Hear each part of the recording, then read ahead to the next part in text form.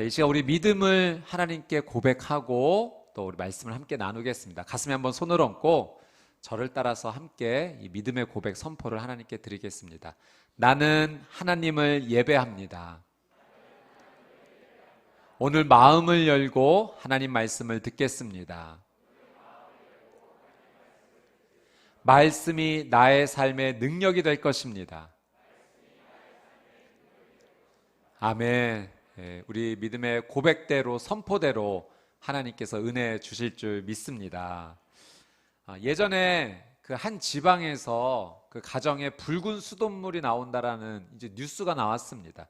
그 원인을 알아보니까 이 정수장에서 가정의 수도 시설까지 연결되는 그 송수관로가 이제 노후화되어서 그 흘러나왔던 물이 오염이 되었던 것입니다. 그래서 각 가정마다 그 수도 시설에 필터, 그 여과 장치를 다 이렇게 많이 달았습니다. 집에 들어오는 물을 한 번 더 깨끗하게 정화해서 여과해서 사용하기 위함이었습니다.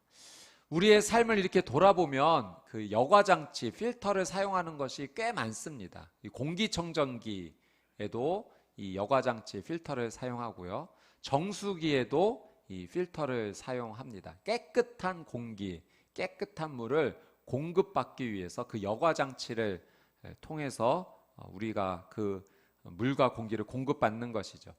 제가 이렇게 말씀을 준비하다가 인터넷에 이런 글을 한번 보았어요. 어떤 분이 공기청정기를 이제 구입하셔서 6개월 동안 잘 사용하셨다고 합니다. 그래서 한 6개월 정도 돼서 이제 좀 청소하려고 공기청정기를 열었는데 이런 상황이었던 거죠. 사진을 좀 한번 보여주시겠습니까? 이 필터가 비닐이 있는 채 벗기지 않고 6개월 동안을 사용한 겁니다. 그래서 처음에 이 공기청정기 들어왔을 때 비닐을 벗겼어야 됐는데 벗기지 않고 모르고 그냥 사용했는데 처음에 그러셨대요. 공기청정기 들여놓으니까 공기가 확실히 다르네. 여과가 되지 않았는데 6개월 동안 사용한 거죠. 이 그 여과 장치가 제대로 작동하지 않으면 이 좋은 공기 저희가 받을 수가 없습니다. 혹시 모르니까 여러분도 한번 집에 가서 한번 잘 살펴보십시오. 여러분, 우리 신체 기관에도 아주 중요한 여과 장치, 필터 신체 기관이 있습니다. 그것이 무엇이냐면 신장, 콩팥입니다. 이 콩팥은 아주 그렇게 크지는 않습니다. 오른쪽 왼쪽에 한 개씩 저희가 다 모두 콩팥이 있는데 평균 이 길이가 10cm, 그리고 폭은 6cm, 두께는 한 2.5cm, 그리고 무게는 한 150g. 그렇게 크지 않은 작은 신체 기관인데요. 이 신장, 콩팥의 역할이 굉장히 중요합니다. 이 신장의 중요 기능은 혈액을 이제 여과시키는 거죠. 그래서 중요한 혈구나 단백질 이런 것들은 통과되지 않게 잘 걸러내서 우리 몸에 다시 재흡수되도록, 그래서 좋은 영양분은 잘 흡수되도록 도와주고 몸에 불필요한 것은 바깥으로 이제 소변으로 내보내는 그 여과 장치 역할을 해주는 것이 이 신장입니다. 이 성경에도 보면 이 콩팥이 언급된 말씀이 있어요. 자, 시편 7편 9절 말씀. 자, 같이 한번 읽어보겠습니다. 시편 7편 9절 시작. 악인들의 악을 끊으시고 의인들을 세워주소서. 이는 의로우신 하나님이 마음과 생각을 살피시는 분이시기 때문입니다. 자, 이 말씀 보면 아무리 살펴봐도 콩팥이 언급되진 않았죠. 근데 이런 표현이 있어요. 하나님께서는 마음과 생각을 살피신다. 이 마음과 생각이요, 히브리어 원어적, 문자적으로 그대로 표현하면 이렇게 표현한 겁니다. 하나님께서 심장과 콩팥을 살펴보신다라고 히브리인들이 표현했던 거예요. 이 심장과 콩팥을 살펴보신다는 것이 이들에게는 마음과 생각을 살펴보신다라는 의미로 다가온 겁니다. 이 히브리인들이 생각할 때 이 콩팥, 우리 신체 기관의 이 콩팥을 어떻게 이해했냐면 마음의 생각, 감정, 그 동기가 있는 곳, 생성되는 곳으로 이 콩팥을 이해한 거예요. 그래서 표현 가운데 하나님께서 내 콩팥을 다 살펴보시지, 이렇게 표현하면 하나님이 내 생각과 마음을 낱낱이 다 보고 계신다, 이런 의미로 사용이 된 것입니다. 그러니까 성경적으로 이 콩팥은 중요한 신체 기관이자 또 상징하는 그 의미가 있는 것입니다. 그래서 하나님께서 이 구약의 제사를 가르쳐 주시면서 그래서 중요하게 이 콩팥을 언급하신 부분이 있어요. 우리 레위기 4장 8절에서 10절 말씀 같이 한번 읽어보겠습니다. 시작. 그는 속죄 제물인 황소의 모든 기름 곧 내장을 덮고 있는 기름과 내장 주위에 있는 모든 기름과 콩팥 2개와 그 위 곧 허리 위의 기름 부위와 간꺼풀을 콩팥과 함께 떼어내야 한다. 그것은 화목제물로 소를 잡을 때의 경우와 같이 할 것이며 제사장은 그것을 번제단에서 불태워야 한다. 여러분, 이 말씀의 이제 중요한 내용이 무엇이냐면 하나님께서 이 속죄 제사를 드릴 때 그 당시는 제사 드릴 때 제물, 황소를 이제 제물로 드릴 때 그 황소를 각을 떠서 또 이렇게 안에 있는 내장 기관을 다 이렇게 분리를 했죠. 근데 그 내장의 기관 가운데 특별히 콩팥을 따로 분리해서 그 콩팥은 번제단에서 불태워라. 하나님 이렇게 말씀하신 거예요. 나머지 내장 기관들은 진영 바깥에서 따로 내장 기관들은 따로 불태워라 하셨는데 이 콩팥만을 그 번제단에서 불태우라고 말씀하신 겁니다. 이것은 하나님께서 특별한 의미를 주셔서 행하라고 하신 거죠. 이 콩팥은 어떤 것으로 여겨졌던 것입니까? 이 마음, 생각, 감정, 이 동기가 있는 그 부분인데 그것을 하나님 앞에 온전히 불태우라는 거예요. 여러분, 속죄 제사는 회개하는 제사입니다. 그러니 하나님께서 그 마음의 중심과 생각과 동기를 하나님 앞에 온전히 불태우라는 것은 하나님께서 진정한 회개로 하나님 앞에 나와야 된다라는 것을 가르쳐 주시고자, 그래서 그 제물의 콩팥을 따로 구별해서 번제단에서 불태우라고 말씀해 주신 것이죠. 여러분, 이 콩팥의 기능은 저희가 좀 전에도 한번 살펴봤지만 여과하는 기능이 있지 않습니까? 걸러내는 기능이 있는 거예요. 그러니 하나님께서는 이 제사의 삶, 예배의 삶으로 나아올 때 이 콩팥이 그 모든 것을 걸러내는 것처럼 그 하나님께 드려지는 예배 안에서 우리의 모든 삶이 여과되기를 원하시는 겁니다. 그래서 하나님께 드리는 찬양, 말씀, 기도, 이 예배를 통해서 우리의 삶을 한번 여과시킬 때 그 여과돼서 남게 되는 그 죄악들을 하나님께서는 온전히 회개하기를 원하신 거죠. 여러분, 우리 예배를 통해서 걸려진 이 내 모든 죄악을 예수님의 십자가 보혈 앞에 맡기는 저와 여러분의 삶이 되시기를 주님의 이름으로 축복합니다. 그것이 하나님께서 원하시는 거룩한 삶이요 온전한 믿음의 삶의 시작이 되는 거예요. 그래서 바울은 우리에게 영적인 예배를 설명하면서 이렇게 권면했어요. 로마서 12장 1절에서 2절 말씀, 우리가 하나님 앞에 어떻게 이 영적 예배를 드릴 수 있을지, 이 영적 예배의 결과가 무엇인지 같이 한번 말씀을 한번 읽어보겠습니다. 시작. 그러므로 형제들아, 내가 하나님의 모든 자비하심으로 너희를 권하노니 너희 몸을 하나님이 기뻐하시는 거룩한 산 제물로 드리라. 이는 너희가 드릴 영적 예배니라. 너희는 이 세대를 본받지 말고 오직 마음을 새롭게 함으로 변화를 받아 하나님의 선하시고 기뻐하시고 온전하신 뜻이 무엇인지 분별하도록 하라. 여러분, 바울이요, 이제는 우리가 예전에는 구약 제사에는 제물을 잡아서 번제단에 불태움으로 하나님께 그렇게 예배를 드렸다면 이제 예수 그리스도가 오신 이후에는 내 몸을 하나님 앞에 산 제물로 드리면서 우리를 불태우면서 하나님께 예배할 수 있어야 된다라고 지금 이야기하는 거예요. 여러분, 우리가 이 예배를 통해서 찬양과 기도와 이 말씀을 통해서 우리가 지금 하나님 앞에 여과되는 시간을 가지는 겁니다. 그 말씀을 통과하고 있는 것이고, 찬양을 통해서 예수 그리스도의 십자가 보혈을 통과하는 거예요. 기도를 통해서 그 십자가의 은혜를 통과하는 것입니다. 그래서 하나님 앞에 우리의 몸을 불태움으로 드리는 온전한 예배를 드리게 될 때, 그때서야 비로소 우리의 마음이 새로워질 수 있다라고 바울은 권면합니다. 그렇게 하나님 앞에 예배를 통해 온전한 영적인 예배를 드릴 때 새로워진 우리의 마음을 통해서 하나님의 기뻐하시고 온전하신 뜻이 무엇인지 분별하며 살아갈 수 있는 귀한 삶을 살게 된다 권면하고 있습니다.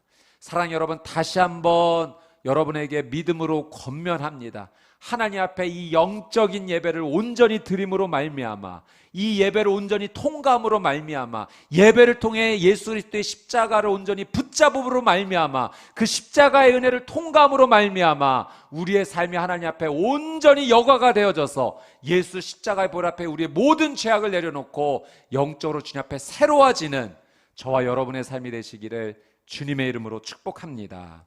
여러분, 바울은 말로만 이렇게 살아야 됩니다라고 이야기한 것이 아니라 실제로 바울은 정말 이러한 삶을 살았어요. 오늘 이 갈라디아서 2장 1절에서 14절 말씀을 저희가 읽었는데, 이 말씀의 중요 내용은 바울이 자신이 이 복음을 통과하면서 복음에 여과되면서 어떻게 자신이 그 복음적인 삶을 살았는지에 대한 그 에피소드를 기록하고 있어요. 왜 이것을 기록하고 있는가? 지금 갈라디아 교회 성도님들에게 중요한 메시지를 전달하고자 함입니다. 여러분, 중요하기 때문에 제가 다시 한번 반복합니다. 왜 바울이 지금 갈라디아 교회 성도들에게 편지를 쓰고 있습니까? 지금 갈라디아 교회 성도님들이 심각한 영적인 위기 앞에 지금 있는 거예요. 바울이 복음을 전했을 때 예수 그리스도를 믿는 그것만으로 충분히 구원을 얻습니다라고 복음을 전했는데, 유대주의자들이 들어와서 이상한 얘기를 하는 겁니다. 예수님 믿는 것만으로 구원 못 받아요. 율법 지켜야 됩니다. 할례를 받아야지요. 지금 갈라디아 교회 성도들이 이 이야기를 들으니까 내가 신앙생활 지금 잘못하고 있나? 내 믿음이 지금 불완전한가? 이거 완전히 이 구원이 무너질 수 있는 심각한 상황인 거예요. 그래서 바울이 지금 긴급하게 갈라디아 교회 성도님들에게 지금 편지를 쓰면서, 여러분, 예수님 믿는 믿음만으로 충분히 구원받습니다. 지금 그 진짜 복음의 이야기를 하면서 자신이 이 복음 안에 살면서 어떤 일이 있었는지를 지금 소개하고 있는 것이죠. 여러분, 오늘 이 바울이 소개하는 두 가지 중요한 대표적인 사건이 나옵니다. 우리 그 말씀을 보면서 우리가 복음 안에서 우리도 어떻게 살아야 될지, 이 복음의 진리를 붙잡고 어떻게 살아야 될지 그 하나님의 귀한 음성과 메시지를 듣고자 합니다. 자, 첫 번째 사건 한번 보겠는데요. 3절과 4절 말씀 같이 한번 읽겠습니다. 시작. 나와 함께 있는 디도는 그리스 사람이었지만 억지로 할례를 받도록 강요하지 않았습니다. 그 이유는 몰래 들어온 거짓 형제들 때문입니다. 그들은 우리를 종으로 삼고자 그리스도 예수 안에서 우리가 가지고 있는 자유를 엿보려고 몰래 들어온 사람들입니다. 여러분, 바울이 말씀해 보니까 14년 만에, 회심하고 14년 만에 이제 예루살렘을 다시 방문한 이야기를 합니다. 그런데 혼자 방문하지 않고 이 방문에 디도라는 제자를 함께 동행했다 기록을 하고 있어요. 그런데 이 디도에게 바울이 어떻게 했는가? 너는 할례 받으면 안 돼. 할례 받지 마. 이렇게 분명하게 이야기를 했다는 겁니다. 당시 유대주의자들이요, 이 디도를 향해서, 디도는 그리스 사람입니다. 그러니까 유대인의 관점에서 이방인인 거예요. 그래서 이 디도가 예수님 믿게 됐으니 이제 디도 할례 받게 합시다. 이렇게 줄기차게 강조하고 주장했습니다. 그 유대주의자들의 주장은 유대인이 되어야지만 온전한 구원받을 수 있으니까 디도 그리스 사람이지 않습니까? 그러니 할례 받게 해서 유대인이 되게 합시다. 그래서 이 구원받게 합시다라는 주장을 아주 강력하게 한 거예요. 바울은 그들의 주장을 거절한 겁니다. 할례 받아야지만 구원받는 거 아닙니다 하면서 디도가 끝까지 할례 받지 않도록 옆에서 지켜주었던 거예요. 근데 여러분, 놀라운 사실은, 재밌는 사실은 바울이 할례 자체를 완전히 거부했던 사람은 아니라는 사실이에요. 이 사도행전 16장 말씀해 보니까 디모데 이야기가 나옵니다. 근데 이 디모데에게는 바울이 너는 할례 받아라, 너는 할례 받는 게 훨씬 낫다. 이렇게 이야기를 했어요.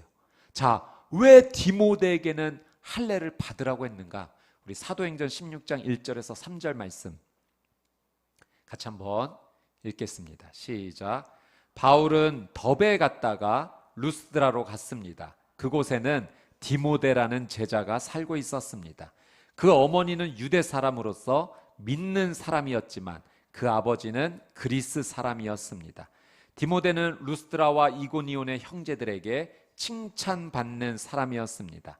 바울은 전도 여행에 그를 데려가고 싶었습니다. 그래서 그 지역에 사는 유대 사람들 때문에 그에게 할례를 주었습니다. 그것은 그의 아버지가 그리스 사람이라는 사실을 그들 모두가 알고 있었기 때문입니다. 자, 디모데의 어머니는 유대인이었고 아버지는 그리스 사람이었어요. 그래서 디모데는 어려서 이 할례를 행하지 않았습니다. 근데 바울이 이 디모데에게 너는 할례 받아라 이렇게 이야기했던 것은 너가 할례 받아야지 온전한 구원을 받을 수 있어, 그런 의미 때문에 할례를 하라고 한 것이 절대 아닙니다. 바울이 디모데에게 할례를 하라고 한 것은 이제 이 디모데가 예수님을 믿고 나서 이제 예수님 앞에 올바로 살아가는 그 제자의 삶을 살게 됐는데 같이 함께 데리고 동행하면서 복음 전하기를 원했어요. 그런데 복음 전할 곳에 이렇게 보니까 유대인들이 꽤 많이 있는 거예요. 그래서 그들에게 복음을 전할 때 디모데의 어머니가 유대인이었기 때문에 그 유대 사람들과 만나서 트러블이 없도록 괜히 쓸데없는 에너지 낭비하지 않으려고, 그 이유 때문에 복음 전하는 것이 막히지 않기 위해서 너는 미리 할례 받고 가는 게 좋겠다. 왜냐하면 그렇게 하는 것이 바울 생각에는 몇몇 사람이라도 더 복음을 전해서 예수님을 소개할 수 있기 때문에, 그러니까 복음의 기회를 잘 활용하기 위해서 디모데에게는 너는 할례 받는 게 낫겠다라고 미리 준비시켰던 겁니다. 근데 반면에 디도 너는 절대 안 돼 이렇게 얘기했던 것은 그 당시 유대주의자들 할례 받아야지만 구원받는다는 주장을 계속 디도를 하게해서 디도에게 할례를 받으라고 강요했기 때문에 너는 절대 안 돼, 너는 할례 하면 안 돼라고 막아섰던 거예요. 그러니까 디모데에게 할례를 준 것은 복음의 문을 더 활짝 열고자, 디도에게 할례 받지 말라고 한 것은 복음의 진리를 끝까지 붙잡고자 바울은 그 기준을 가지고 누구에게는 할례를 행하라고 하고 누구에게는 할례를 하지 말라고 그렇게 행했던 것입니다. 이것이 바울이 정신없어서 그렇게 행한 것이 아니라 원칙적인 복음의 중요한 원칙이 이 바울에게 있었기 때문에 그래요. 그래서 이 복음의 진리를 통과하면서 그것에 합당하게 기준을 세우고 적용했던 거죠. 바울은 이 할례 문제뿐만이 아니라 음식을 먹는 문제에도 동일하게 적용을 합니다. 고린도전서 10장 말씀에 보면 바울이 이런 이야기를 해요. 예수님 믿지 않는 사람이, 이방 사람이 초대를 해서 음식을 대접하고자 한다면 이 음식이 혹시 우상에게 바쳐졌던 음식입니까? 묻지 말고 그냥 감사함으로 그 음식 먹으라고 했습니다. 그런데 만약에 다른 사람이 이 음식은 우상에게 바쳐졌던 음식인데요 이렇게 얘기를 하면 그 말해준 사람 믿음을 위해서, 그 믿음이 넘어지지 않도록 그때는 양해를 잘 구하고 설명을 해서 그 음식에 참여하지 않는 것이 좋겠다라고 이야기를 합니다. 그러니까 이 바울은 어떤 것은 음식을 먹어도 된다, 또 먹으면 안 된다 이렇게 했던 것은 그냥 줏대가 없어서 그냥 아무렇게나 말한 것이 아니라 복음에 대한 완벽한 기준을 가지고 있었기 때문에 그렇게 설명을 했던 거예요. 그래서 고린도전서 10장 31절에서 33절 이렇게 이야기합니다. 아주 중요한 말씀인데요, 같이 한번 이 말씀을 한번 읽어보겠습니다. 자, 고린도전서 10장 31절에서 33절 시작. 그러나 여러분은 먹든지 마시든지 무엇을 행하든지 모든 것을 하나님의 영광을 위해 하십시오. 여러분은 유대 사람에게든지 그리스 사람에게든지 하나님의 교회든지 걸려 넘어지게 하는 사람이 되지 마십시오. 나도 모든 일에 모두를 기쁘게 하며 자신의 유익을 구하지 않고 많은 사람의 유익을 구합니다. 이는 그들이 구원을 받게 하려는 것입니다. 여러분, 이 말씀에 바울의 중요한 기준 두 가지가 있어요. 이 바울이 자신의 삶을 복음을 통과시키면서 복음의 여가 되면서 이 두 가지 기준에 합당한 것인지 늘 체크를 했던 거예요. 첫 번째, 하나님께 영광이 되는 것인가? 무엇을 먹든지 마시든지 행하든지 이것이 하나님의 영광을 위한 것인가? 늘 그 부분을 체크했어요. 그러니까 복음의 자신의 삶을 통과시키면서 하나님의 영광이 되는 일이다. 그럼 해야지. 이렇게 기준을 삼았던 거예요. 두 번째, 자신의 삶의 문제를 모두 복음에 통과시키면서 이것은 예수님의 복음을 전하는 일인가? 예수님의 이름이 높아지는 일인가? 예수 십자가의 은혜가 전달되어지는 일인가? 그렇다면 이건 해야지. 이것으로 기준을 삼은 거예요. 이 두 가지. 첫 번째, 하나님께 영광이 되는 일인가? 두 번째, 예수 그리스도의 복음을 전하기에 합당한 일인가? 그래서 이 모든 조건에 통과가 되면 바울은 자신에게 이 일이 조금 손해가 되는 일일지라도, 좀 하기 싫은 일일지라도 자신의 유익을 구하지 않고 하나님의 영광을 위해, 하나님 나라의 유익을 위해 이렇게 행했다는 겁니다. 그래서 할례를 행하는 문제, 음식을 먹는 문제, 이 모든 것을 그 복음의 기준에 통과시켜서 그것으로 기준을 잡고 행한 것입니다. 사랑하는 여러분, 저와 여러분의 이 믿음 생활이 바울이 보여줬던 신앙의 모범처럼 복음을 통과시켜서 하나님께 영광되는 일, 그리스도의 복음을 전하는 일이라면 믿음으로 행할 수 있는 저와 여러분의 삶이 되시기를 주님의 이름으로 축복합니다. 자, 바울이 이 복음의 기준으로 살았던 첫 번째 사건이 디도에게 할례를 주지 않았던 거라면 두 번째 중요한 에피소드가 오늘 본문에 나옵니다. 바울이 복음의 기준으로 행했던 두 번째 에피소드는 바울이 베드로를 공개적으로 책망한 사건이에요. 자, 오늘 본문의 11절에서 13절 말씀 같이 한번 읽겠습니다. 시작. 그러나 게바가 안디옥에 왔을 때 그에게 책망할 일이 있어서 얼굴을 마주대하고 그를 책망했습니다. 게바는 야고보가 보낸 몇몇 사람들이 오기 전에 이방 사람들과 함께 음식을 먹고 있었습니다. 그러나 그들이 오자 그는 할례 받은 사람들을 두려워해 슬그머니 그 자리를 떠났습니다. 그러자 다른 유대 사람들도 게바와 함께 위선을 행했고 바나바까지도 그들의 위선에 휩쓸렸습니다. 자, 11절에 나오는 게바는 베드로죠. 제가 한번 설명드렸죠. 아람어로 반석이라는 의미, 베드로와 같은 의미입니다. 이 베드로가 안디옥에 왔을 때의 이야기예요. 이 안디옥 도시는 유대인들보다는 이방 사람들이 훨씬 더 많은 도시죠. 그리고 바울의 선교 활동의 중심지였습니다. 이제 베드로가 이곳에서 이제 이방인들 가운데 예수님을 믿게 된 성도님들과 아마 식탁의 교제를 이렇게 나누게 된 것 같아요. 근데 원래 유대인들은 이방인들과 같이 식사하지 않습니다. 유대인들은 율법을 지키기 때문에 그 율법에는 먹을 음식과 먹지 말아야 될 음식의 기준이 분명히 나눠져 있어요. 그러니까 이 유대인들이 이방인들과 식사를 하다가 혹여나 그 먹지 말아야 될 음식을 먹게 될까 봐 이방인들과는 절대 식사를 같이 안 한 거죠. 그리고 한 가지 더는 이 이방인들의 음식이 우상 숭배와 관련된 부분이 있기 때문에 이 음식을 먹으면 우상 숭배에 이제 동참하는 것이 돼서 유대인들은 절대 이방인들과 식사를 하지 않아요. 그런데 베드로는 이제 예수님을 믿게 된 이방인 성도님들과 함께 이 기쁨의 교제 시간을 갖게 된 겁니다. 그런데 이 식사하는 과정 가운데 유대인들이 온다라는 이야기를 베드로가 들은 거예요. 이 베드로가 그렇게 해서는 안 됐었는데 이게 이 베드로도 이전에 이제 예수님 만나기 전에 유대인의 삶을 살았기 때문에 그 습관이 남은 것인지 하여튼간 유대인들이 온다라는 것이 이제 두려워서 그래서 슬그머니 그 자리를 피하게 됩니다. 근데 베드로 혼자만 지금 이렇게 행동을 한 게 아니라 베드로의 그 모습을 보고 아니 베드로 사도도 저렇게 하는데 하면서 그 옆에 있던 유대 사람들 가운데 예수님을 믿게 된 사람들도 나도 여기서 식사하면 안 되나 하면서 똑같이 그렇게 자리를 피하게 된 거예요. 심지어 바나바까지도 그렇게 이 베드로의 위선에 휩쓸리게 됐다라고 바울이 지금 표현을 하고 있는 것이죠. 여러분, 베드로의 이 행동은요, 아주 중요한 메시지를 지금 전달하고 있는 겁니다.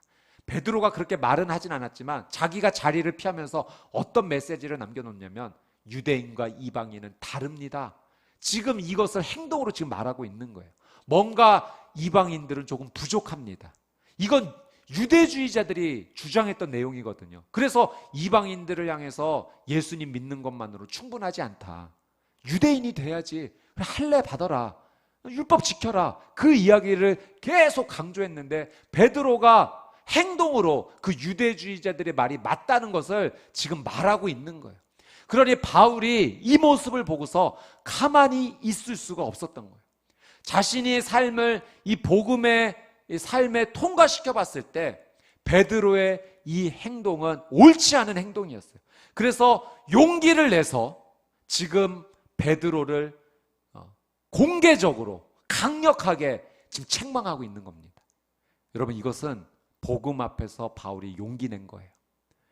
여러분, 이렇게도 할 수 있지 않았습니까? 바울이 베드로의 위치 또 신분도 좀 있으니까 따로 만나서 그때 그 행동은 좀 옳지 않은 행동인 것 같습니다. 다음에 좀 조심하시죠. 이렇게 개인적으로 이야기할 수 있는 부분인데 왜 공개적으로 지금 이렇게 강력하게 책망을 하는가? 여러분, 그 당시는 영적으로 굉장히 큰 위기의 시대였기 때문에 그래요. 유대주의자들의 이 영적인 공격, 예수 그리스도의 십자가만으로는 구원을 받지 못한다. 예수 십자가는 불완전하다. 유대인이 되어야 된다. 할례 받고 율법 지켜야 된다. 이런 영적인 거센 공격 앞에서 이 복음의 진리를 분명하게 붙잡아야 됐기 때문에 용기를 내서 공개적으로 베드로를 책망한 겁니다. 그래서 베드로뿐만 아니라 그 당시 영적인 위기 앞에 있었던 많은 사람들을 다시 강력하게 붙잡아주고자 했던 그 메시지를 전달하기 위해서 바울이 용기를 냈던 거죠. 사랑하는 여러분, 우리도 예수 그리스도의 십자가를 통과하면, 복음을 통과하는 인생이 되면 하나님께서 주시는 용기를 가지고 믿음 생활 할 수 있게 되는 줄 믿습니다.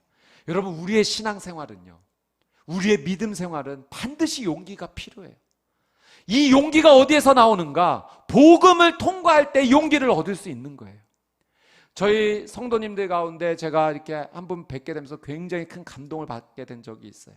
이제 막 예수님을 믿기 시작하면서, 목사님, 제가 이제요, 제가 외부에서 식사할 때 제가 식사 전에 꼭 두 손 모으고 기도합니다. 예수님을 믿게 됐다는 것을 공개적으로 이제 드러내시는 거예요. 예전에는 그런 사이가 아니었죠. 예수님 믿기 전에는 그냥 같이 모여서 이렇게 식사했는데 이제는 두 손 모으고 기도하니 교회 다녀? 나 교회 다녀. 예수님 믿게 됐어. 얼마나 좋은지 몰라.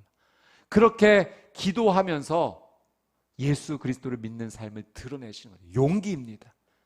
제가 그 예전에 한 성도님께서 직장의 동료들과 이렇게 이제 점심 때 식사를 하실 때 두 손 모으고 기도하고 싶은데 용기가 안 나셨다는 거예요.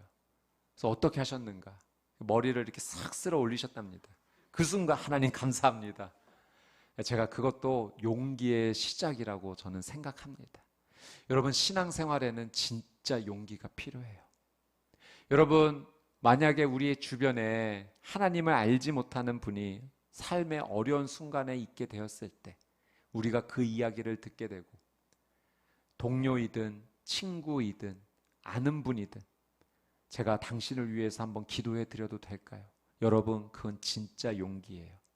그 용기의 기도를 하나님께서 들어주실 줄 믿습니다. 여러분, 예수님 믿는 사람으로서 어떤 일을 봤을 때 이거 이렇게 하면 나한테 굉장히 큰 유익이 되겠네, 눈에 보입니다. 그런데 그 방법이 거짓말을 해야 되는 일이라면, 옳지 않은 행동을 하는 것이라면, 내게 큰 유익이 있어도 이거는 하나님께서 원하시지 않는 거짓의 방법이기 때문에 나는 안 하겠다. 여러분, 믿음의 용기입니다. 신앙의 용기예요. 눈앞에 보이는 유익에 눈을 감고 하나님의 진리대로 살겠다는 건 굉장한 큰 용기입니다. 여러분, 삶을 살다 보면 모든 사람과의 관계가 다 좋기를 원하지만 관계가 힘들어지는 케이스도 있긴 하죠. 그럴 때 물론 나도 하고 싶은 말이 더 많지만 내가 예수님 믿는 사람이기 때문에 먼저 화해 손길을 내미는 것, 그거 진짜 믿음의 용기입니다. 예수님께 받은 사랑의 은혜를 알기 때문에 그렇게 행동할 수 있는 것이에요. 여러분, 바울은 믿음의 용기 있는 사람이었어요. 왜냐하면 그는 복음을 매일매일 통과하는 사람이었기 때문에 그럽니다. 여러분, 이 바울이 복음을 통과하며 믿음과 신앙의 용기를 가지고 생활했던 것처럼 저희도 예수 그리스도의 십자가 그 보혈을 날마다 통과하며 복음을 통과하며 하나님 주시는 용기로 믿음 생활하는 귀한 삶이 되시기를 주님의 이름으로 축복합니다. 우리 마지막으로 2절 말씀 한번 보도록 하겠습니다. 2절 같이 한번 읽습니다. 시작. 내가 예루살렘으로 올라간 것은 하나님의 계시를 따른 것으로 나는 이방 사람들에게 전파하는 복음을 그들에게도 제시했습니다. 자, 이 말씀까지만 볼게요. 바울이 이렇게 표현해요. 내가 14년 만에 예루살렘에 오게 된 것은 내가 오고 싶어서 온 것이 아니라, 내가 어떤 계산을 해서 계획을 가지고 온 것이 아니라 이건 하나님께서 내게 계시를 주셨기 때문입니다. 나는 하나님의 계시에 순종하여 그곳에 갔습니다. 이 고백을 지금 하고 있는 거예요. 여러분, 바울의 삶을 보면 그의 삶은 하나님의 계시가 충만하게 임했습니다. 여러분, 바울이 사도로 부름을 받아 이방인에게 복음 전한 자로 쓰임 받은 것, 그것은 예수님께서 주신 계시가 있었기 때문에 그래요. 예수님의 계시에 순종하며 나갔어요, 바울이. 그리고 오늘 본문에서도 예루살렘에 올라간 것도 이건 자신의 생각이 아니라 하나님의 주시는 계시에 순종했던 거죠. 바울이 복음 전한 삶 보십시오. 아시아에 가서 복음 전하고 싶었지만 그의 발걸음이 다시 유럽으로 향했던 것은 하나님의 계시가 있었기 때문에 그래요. 바울은 삶의 순간순간마다 하나님 주시는 계시에 온전히 순종했어요. 여러분, 이 계시가 무엇인가? 계시는요, 말 그대로 이 베일에 가려져 있었던 것. 그래서 가려져 있기 때문에 이게 정확히 무엇인지 모르는데 하나님이 계시를 주시는 것은 그 베일을 벗겨주시는 거예요. 그러니 이거구나, 분명하게 깨닫게 되는 것, 알게 되는 것, 그것이 하나님의 계시입니다. 여러분, 하나님의 계시는 명확하게 와요.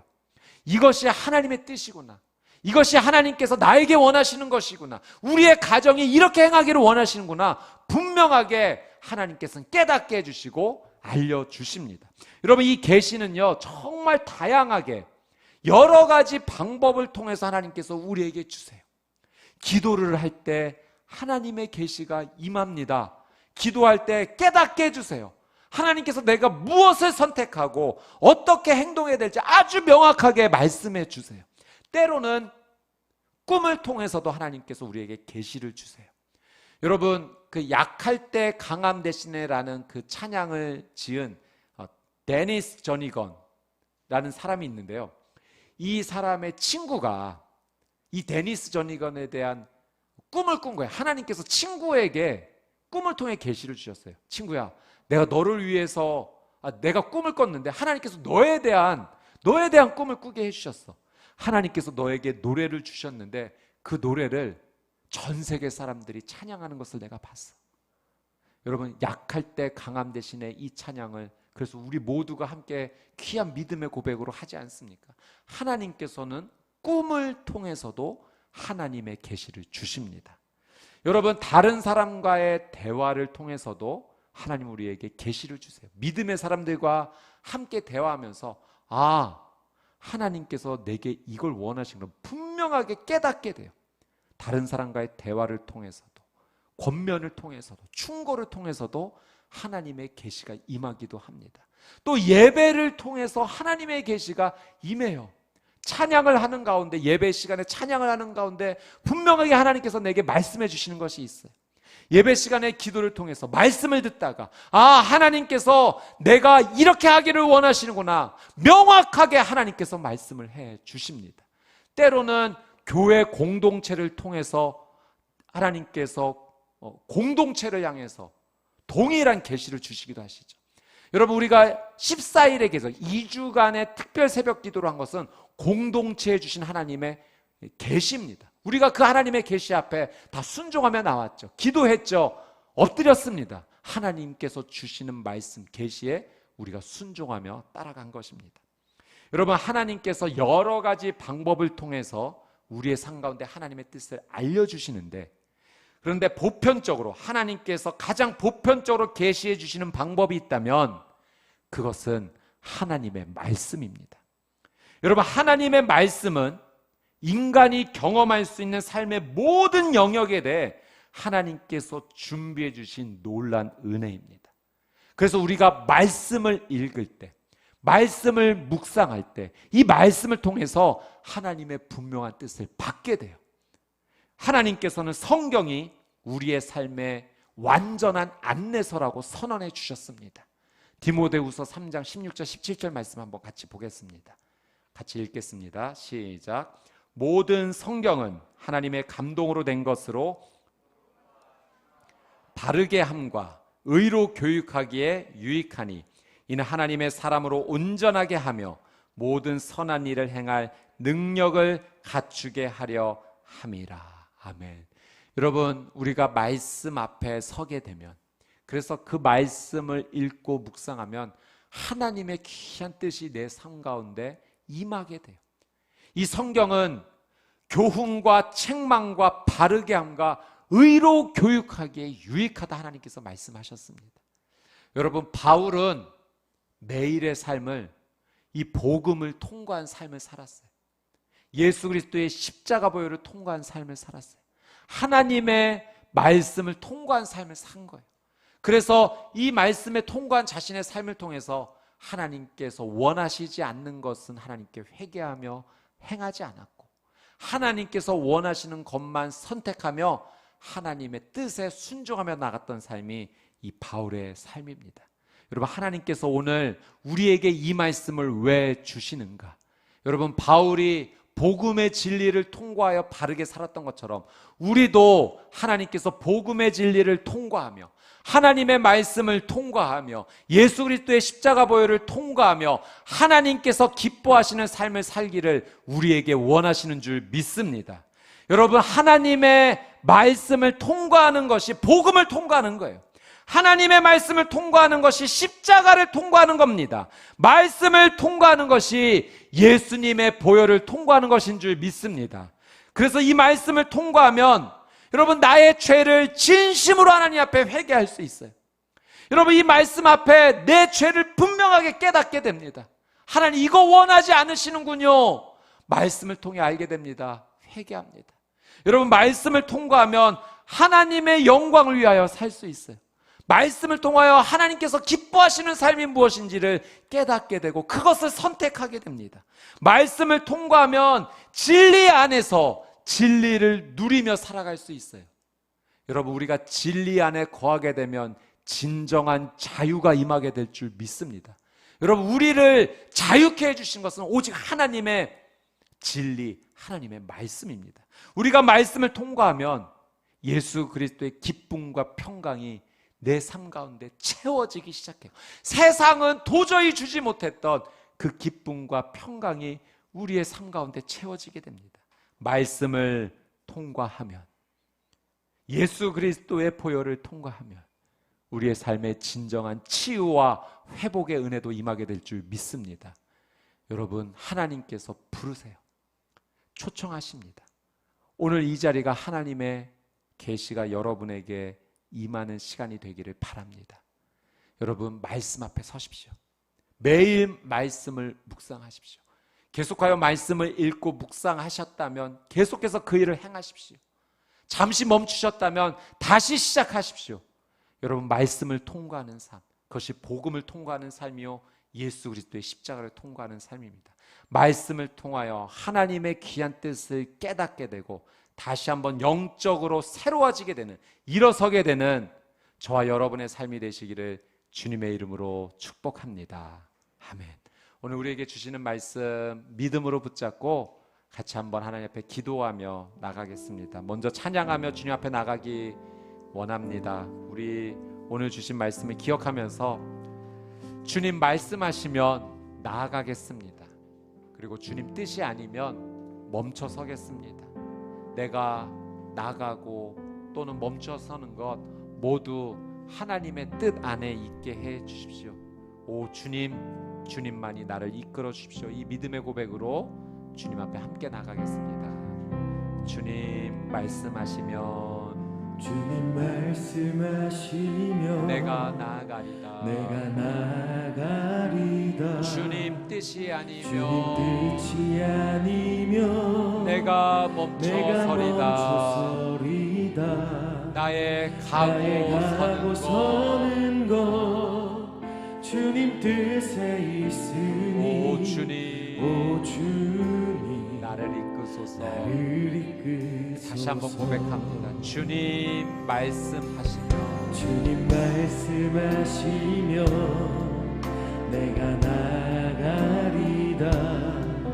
주님 뜻이 아니면 내가 멈춰서리다. 나의 가고 서는 나의 것. 가고 서는 것 주님 뜻에 있으니 오 주님, 오 주님 나를 이끄소서. 나를 이끄소서. 우리 두 손을 들고 함께 찬양합시다. 뜻하신 그곳에 나 있기 원합니다.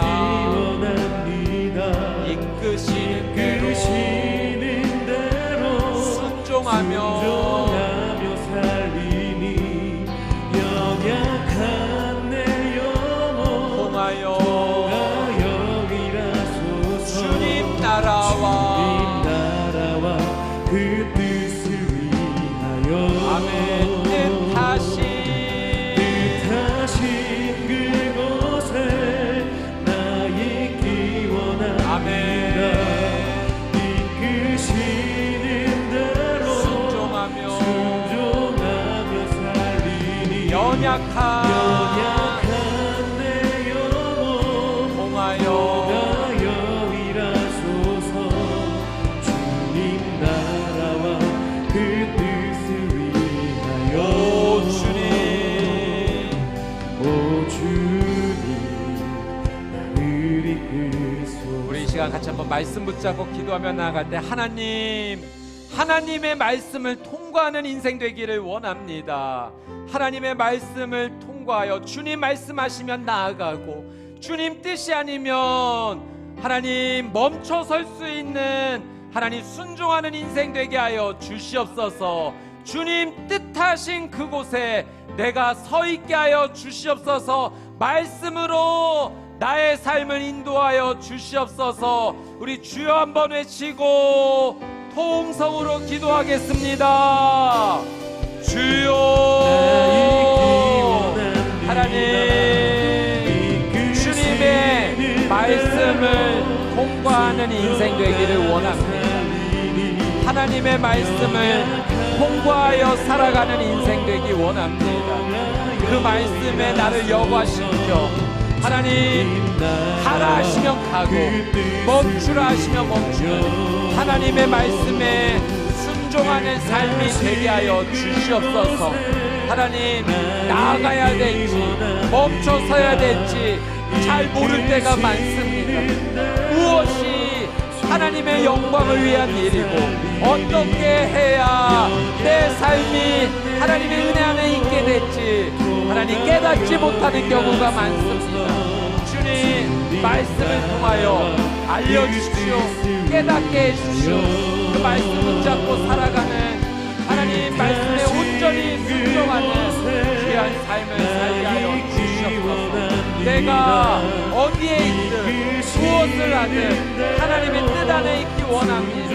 말씀의 진리로 나를 세워 주시옵소서. 말씀의 능력이 임하게 하여 주시옵소서. 주님 나라와 그 뜻을 오 주님,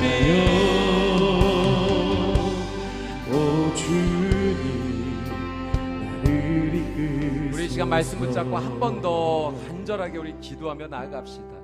여러분 바울은 복음을 통과하는 인생은 매 순간 살았습니다. 그 이야기는 예수님을 통과하는 삶을, 예수님의 보혈을 의지하는 삶을 온전히 살았다는 것입니다. 예수님의 십자가 은혜를 통과하는 사람은 하나님의 영광을 위하여 살아갑니다. 예수님의 십자가를 통과하는 사람은 예수님의 복음을 전하는 삶에 가장 우선순위를 두는 삶입니다. 우리 이제 우리의 가정을 위해서 기도합시다. 우리 교회를 위해서 기도합시다. 예수님의 십자가 보혈을 통과하는 가정과 교회 되게 하여 주시옵소서. 복음의 진리에 합당하게 행하는 우리 가정 되게 해 주십시오. 우리 교회 되게 하여 주시옵소서. 우리 주여 한번 외치고 동성으로 기도하겠습니다. 주여. 하나님, 바울이 그의 삶에서 복음을 통과하며 복음의 여가 되어 살아갔던 사람처럼 하나님, 우리의 가정과 우리의 교회가 예수님의 십자가 은혜를 통과하는 삶이 되기를 간절히 원합니다. 성령님, 우리의 가정이 복음의 진리로 온전히 세워지게 하여 주시옵소서. 성령님, 우리의 교회가 예수 그리스도의 그 진리 위에 온전히 세워지게 하여 주시옵시고 복음의 기준에 합당한 하나님의 영광을 위하여 복음 전하는 거룩한 삶을 선택하며 나아갈 수 있도록 하나님 은혜를 더하여 주시옵소서. 성령님의 그 놀라운 은혜가 우리의 가정과 우리의 교회 가운데 임하게 하여 주시옵소서.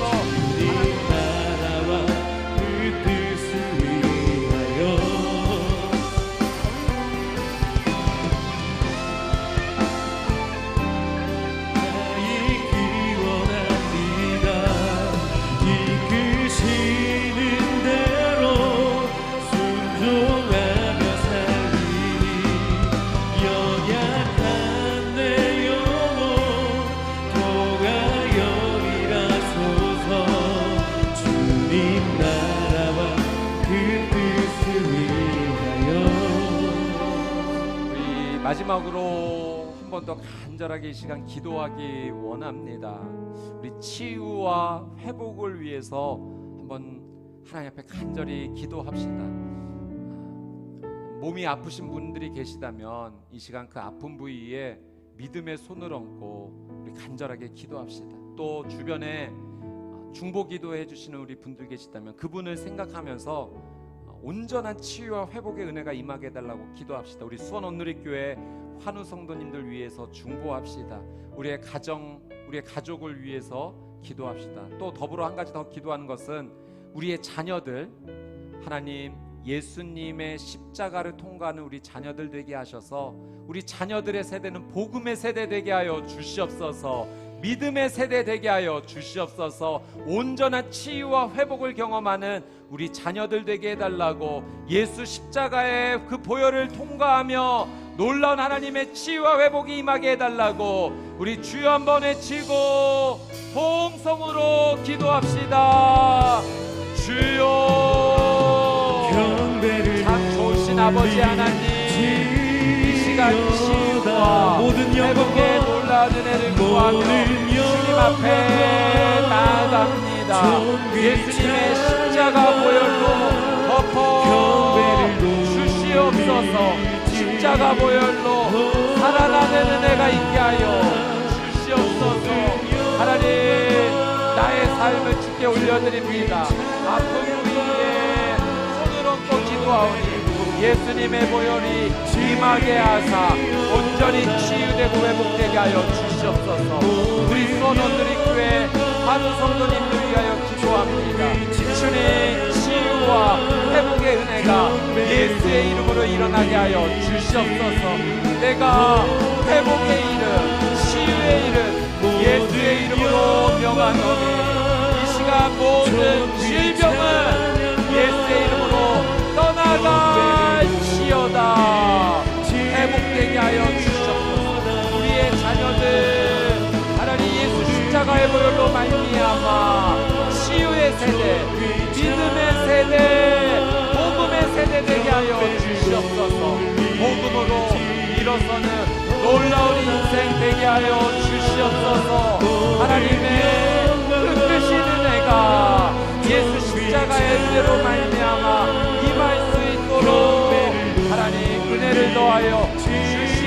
주시옵소서. 모든 영광과 존귀 찬양과 경배를 돌리지. 모든 영광과 존귀 찬양과 경배를 돌릴지어다. 나의 기도하는 것보다 나의 기도하는 것보다 더욱 응답하실 하나님, 더욱 응답하실 하나님. 나의 생각하는 것보다 나의 생각하는 것보다 더욱 이루시는 하나님, 더욱 이루시는 우리 다시 한번 선포합니다. 나의 기도하는 것보다 나의 기도하는 것보다 더욱 응답하실 하나님, 더욱 응답하실 하나님. 나의 생각하는 것보다 나의 생각하는 것보다 더욱 이루시는 하나님, 더욱 이루시는 하나님. 우리 함께 자리에 일어나셔서 함께 찬양하며 나가겠습니다. 능력대로 우리들 간구함을 넘치도록 능히 하실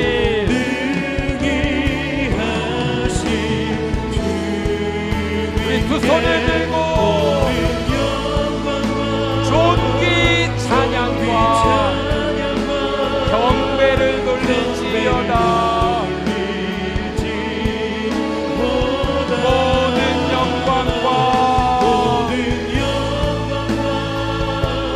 존귀 찬양과 경배를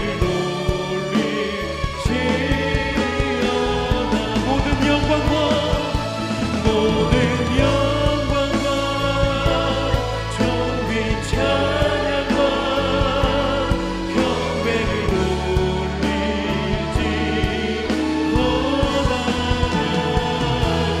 모든 영광과 존귀 찬양과 경배를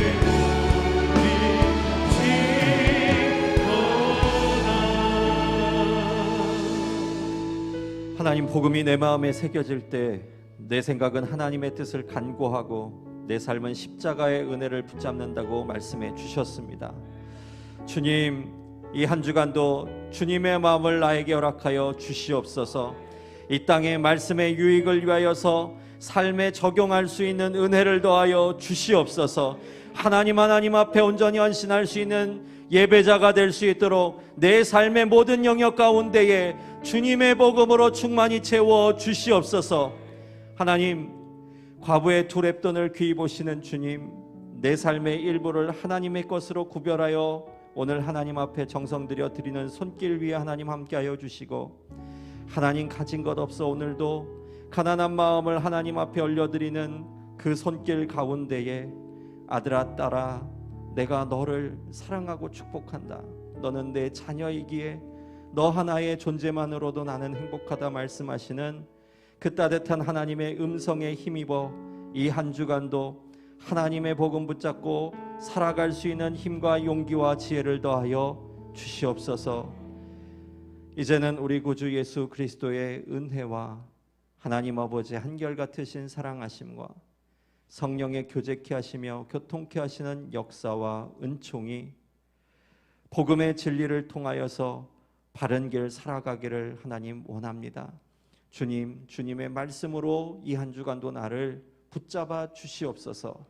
간절히 기도하며 그 복음의 길을 따라 나아가기를 다짐하는 우리 사랑하는 성도님들의 신앙 고백 위에 오늘도 영상으로 예배를 드리는 모든 성도님들 가운데에, 그리고 오늘도 이 땅 가운데에서 하나님의 복음을 위하여서 선교사님으로서 그 땅에서 하나님의 복음의 사역을 감당하는 모든 선교사님들의 사역 위에 이제로부터 영원토록 함께하여 주시기를 간절히 축원하옵나이다.